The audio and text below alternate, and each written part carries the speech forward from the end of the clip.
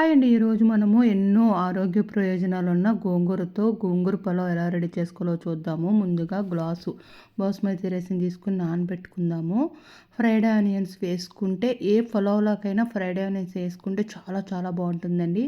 ఇలా ఉల్లిపాయను చీలికలు చీరుకొని అందులో ఉప్పు వేసుకొని బాగా కలుపుకొని కుక్కర్‌లో చేసుకుంటున్నామండి. కుక్కర్ పెట్టుకొని ఆయిల్ వేసుకుని ఇలా ఫ్రైడ్ ఆనియన్స్ వేయించుకొని పెట్టుకుందాము. దీనికి మసాలా కోసమని దీన్ని ఇలా మసాలా తీసుకుందాము.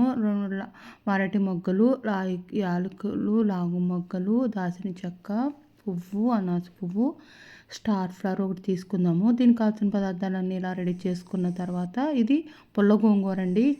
పుల్ల గోంగూరతో చేస్తున్నాము మనము గోంగూర పులావు. దీనికి కావాల్సిన పదార్థాలు చిన్న ఉల్లిపాయలు వేసుకుంటే గోంగూరలో వేసుకున్న చిన్న ఉల్లిపాయలు బాగుంటుంది.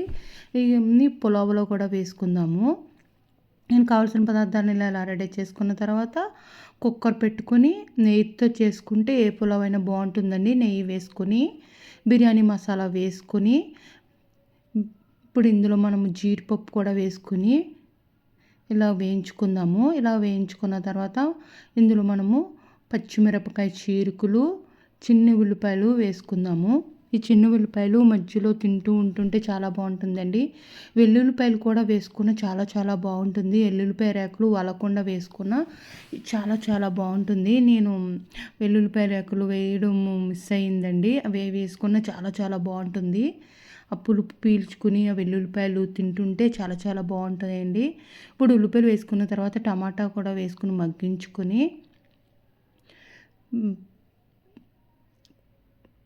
అల్లం వెల్లుల్లి పేస్ట్ కూడా వేసుకుని ద్వారగా వేయించుకున్న తర్వాత పచ్చివాసన లేకుండా వేయించుకున్న తర్వాత గోంగూర కూడా వేసుకుని ఇలా మగ్గిన తర్వాత ముందుగా పెట్టుకున్న ఫ్రైడ్ ఆనియన్స్ కొన్ని వేసుకుని ఇందులో కలుపుకుందామండి.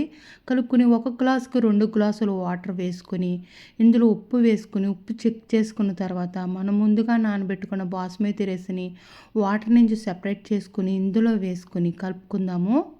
ఇందులో వేసుకుని కలుపుకొని ఇప్పుడు మనము సగము ముందు వేసుకున్నాం కదండి.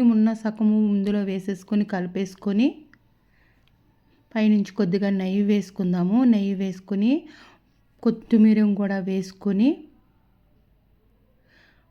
కుక్కర్ మూత పెట్టుకొని 3 విజిల్స్ వేయించుకుందామండి. ఆవిరిపోయిన తర్వాత కుక్కర్ విజిల్ చూడండి, మన ఎంతో టేస్టీ మన గోంగూర పులావ్ రెడీ అయిపోయిందండి. పుల్లగా చాలా చాలా బాగుందండి. ఫైనల్గా కొత్తిమీర వేసుకుందాము.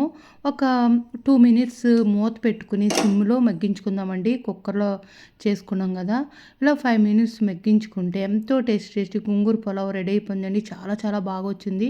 మీకు కనుక ఈ వీడియో నచ్చితే లైక్ చేయండి, షేర్ చేయండి, సబ్స్క్రైబ్ చేయండి.